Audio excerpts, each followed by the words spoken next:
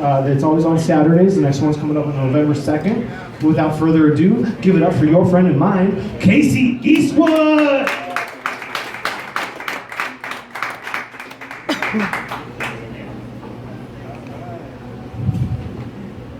Yeah, Mr. Asher, he was going to dress up like Batman. And I was going to say, hey, you know they got a new superhero, right, Al? What's that? His name's Dick Fitzwell. I know a lot of you are going, who's Dick Fitzwell? Well, that'd be me. I know it's some of you guys are looking at me kind of weird over here and stuff, looking at me kind of weird. Yeah, I remind you of that old photo that you weren't supposed to find, you know, where your mom and I, you know, we're like this with our arms around each other, and we're about 17 years old, and you take that photo up to your mom, and you hand it to her, you say, Mom, who is that guy? She takes a deep breath and goes, that's your real father. Now, I went shopping yesterday, went shopping at the Goodwill. Picked up some bad boys. I guess you can say I'm a real cheapskate. Oh. You know, when I was little, I was diagnosed with dyslexia. And I had dyslexia so bad that my mother joined a support group. And she put a bumper sticker on the back of her car that said DAM, D-A-M, Mothers Against Dyslexia. That's when you have to think for a second. No, you really don't know your parents until one of them dies. She finally got it. You really don't know your parents until one of them dies. Now, my dad, he died in 2013. So we had to go to we had to go to their house, myself and my sisters and some other family members. And we had to clean out the house because we were going to put my mom in an assisted living. So we're in my parents' bedroom. We got my mom in there. She got one of those walkers with the little chairs. She's sitting there. She's saying, who can have what needs to be thrown away. Well, I'm standing there by my dad's closet. I open it up, and there's this beautiful wooden box on the shelf. I pull it down. I open it up. Oh, my God. It's my dad's penis pump. And I look at my mom and I go, really? Really?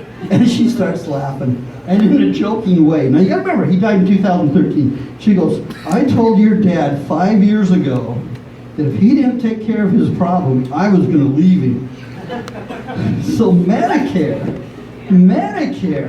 bought this beautiful penis pump. In fact, this thing was so beautiful, you could put it on a table in your living room and your decorator would be proud of it. That's how nice this thing was.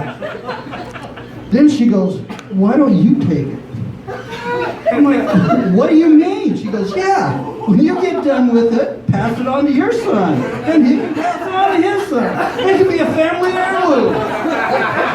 Now my son, he's looking over my shoulder, and I look at him, I go, do you want this? He goes, oh no. So I take that box, I close, before I close it up though, one of the weird things was holding that. This was something that my dad was taking my mom to Boner Town with, you know? So I close up the box, I put it back on the shelf. I'm on the internet the other day, and I'm looking at Medicare cuts, because I'm getting there. I'm 60, 5 more years. I'm looking at Medicare cuts. One of them was the penis pump, okay? In 5 years, they spent $176 million on penis pump. Okay, let me repeat that. In 5 years, $176 million on penis pumps. They cut the program. I get off the internet, I call my mom up, say, Mom, I need that penis pump. Where is it? She goes, well, I'm not really sure what happened to it, but I got a sneaking suspicion your sister's got it. And I'm like, how do you know? She goes, well, ever since that incident with that penis pump, she's been here when she comes to visit. She's not as cranky and as ornery, and your brother-in-law has been smiling a whole lot more. Oh my gosh. You guys remember the first time you bought condoms? You guys, first time you bought condoms, you know? Now, my first time was in the 70s. Now, condoms were not sold like they are today in a convenience store, you know, by the beer and liquor aisle, you know? condoms, I had to go into a pharmacy and talk to a pharmacist to buy condoms. So I go into the pharmacy, and I go up to the counter, and I say, "Sir, I'd like to buy a box of condoms." Pharmacist goes, "Well, do you want dry or do you want lube?" And I'm thinking to myself, nothing's too good for my ladies, I'll go with the lube. He puts that box of condoms on the counter, and he says, "That'll be $4.95 plus tax." I'm looking at him, tax? What do I need tax for? I thought they stayed on by themselves. Oh my gosh, I did retire from the military not too long ago, but before I retired, they took away my office, put my replacement in there. Is my mustache? They took away my office, put my replacement in there. They stuck me in the supply closet. They brought in a couple of 2-drawer filing cabinets, put a board across there, put a telephone on there. They gave me a folding chair, but not just any folding chair. They gave me a padded folding chair.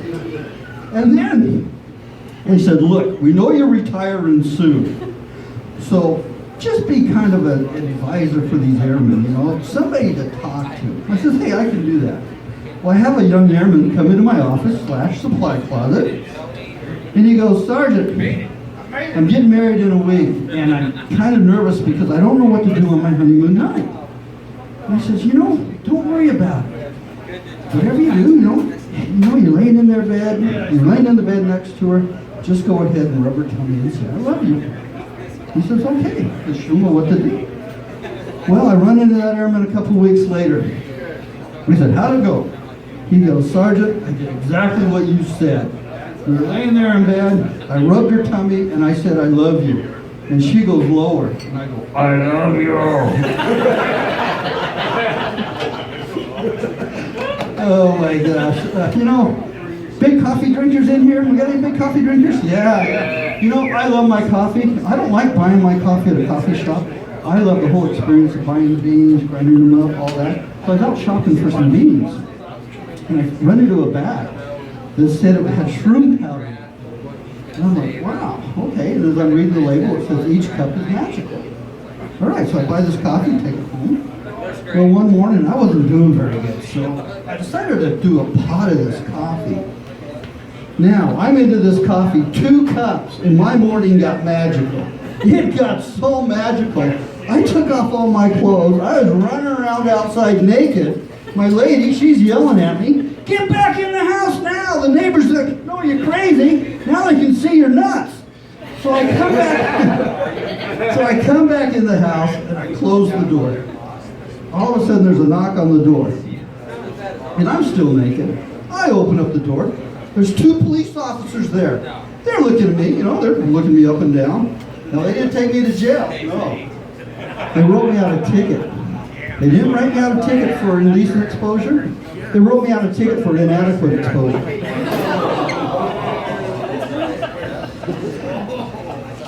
Hey, I'm actually here with a bunch of my Army or Air Force buddies. I can't even remember what branch of the service I retired from. I'm getting old. See what happens? See it? I'm here with a bunch of my Air Force buddies here tonight, and they can relate to this story. I was deployed in Afghanistan a while back ago. And first of all, if any of you ever sent a care package, thank you so much. Because those care packages, they contained a lot of wipes, baby wipes, and chapstick in those care packages. So we would go through those care packages, and we would take those wipes and put them on a makeshift table by the door. So when we had to go out and do whatever we had to do our business, because sometimes you wouldn't shower for 3 or 4 days, I kept grabbing the same pack of wipes for 3 days. My butt chapped so bad. I mean, it hurt really bad. So finally I look at the wipes I was using. They were the sanitizing wipes. I'm like, oh my God. And then after that, everybody in the tent was going, "Where's all the chapstick?" Hey, my name's Casey Eastwood. Let's give it up for Ash.